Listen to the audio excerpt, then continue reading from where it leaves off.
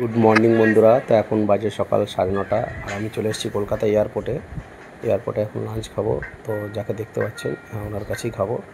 খুব কষ্ট করে এখানে বিক্রি করে, আর আমরা খাই বলে ওনার একটু কেনাবেচাটাও হয়। এখানে সকল ড্রাইভাররা ওনার কাছেই খায় সকালবেলায়। আমরা ম্যাক্সিমাম চাটাই খাই।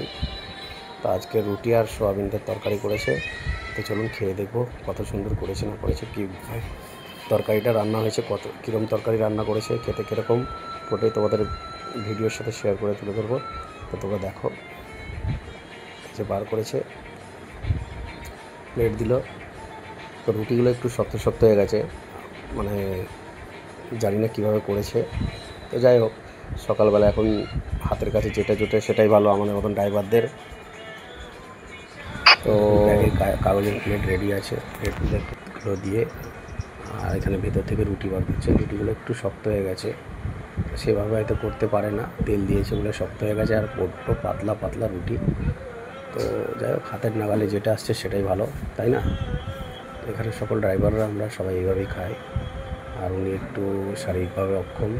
তো যাই হোক, খুব মজা লাগে, ওর সাথে খুব ইয়ার্কি ঠাট্টাও করি আমরা। তো এই দেখুন, আমাকে সোয়াবিনের তরকারি আর রুটি দিয়েছে, এটা নিয়ে আমি খাবো। তো দেখবো কেমন হয়েছে, খেয়ে তোমাদের বলবো।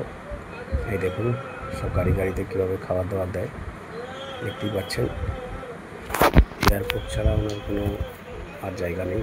আগে এয়ারপোর্টের এক জায়গায় বসতো, সেখানে এখন সিআরপিএফ যারা আছেন ডিউটিতে তারা বারণ করাতে আর বসে না।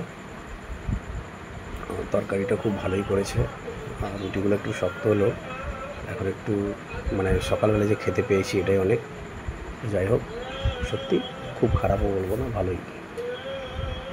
তোমরা যদি এয়ারপোর্টে আসো, একদম বেসমেন্টে ওনাকে পেয়ে যাবেন রোজ সকালবেলায়।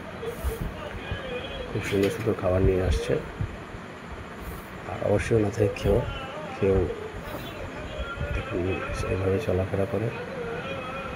পরে আমি রুটি আবার লাগবে বলে রুটি নিতে গেছিলাম, আবার আমার একটা রুটি নিলাম। রুটিটা আবার ভেঙে দিল, যেহেতু একটু শক্ত রুটি।